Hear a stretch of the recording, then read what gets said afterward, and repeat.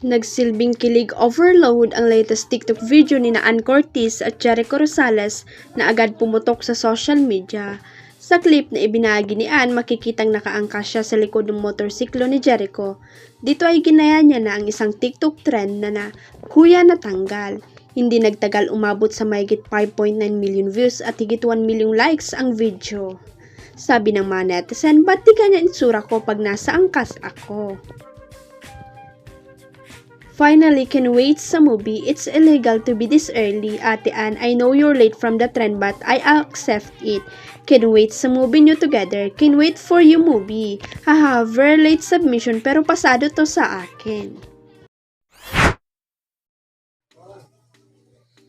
Inabangan pala talaga ng mga entregerang tambay sa online world kung anong magiging pagtanggap ng viewers sa seryeng Roja na pinagpipidaan ni Donnie Pangilinan at Kyle Echary.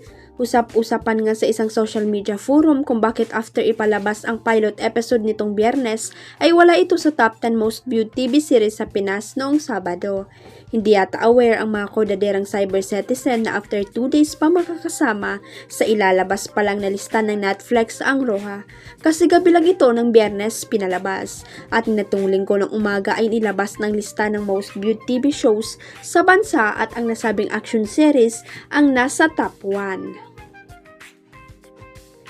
Hindi kayang mag-unan sa pagdidelete ang mga basher ng show dahil parang magkasanggang suntok ni Donnie at Kyle ang tumama sa mukha nila. Samantala kuda pa ng ilang pentasera at feeling critic na viewers hindi raw bagay si Maymay sa role nito at hindi nila bet ang aktingan ng ama kabugera singer sa nasabing serye. May nagkomento pa nga na may susunod na raw sa nagtrending noon na pinagtatawanan at kinikriticize na acting ni Angie Salvacion sa seryeng Linlang at si Maymay na nga raw iyon para sa seryeng Roja.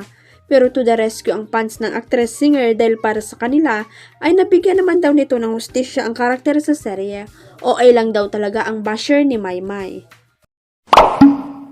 Huwag kalimutang i-click ang subscribe button at i-ring ang notification bell para sa latest at legit chika updates.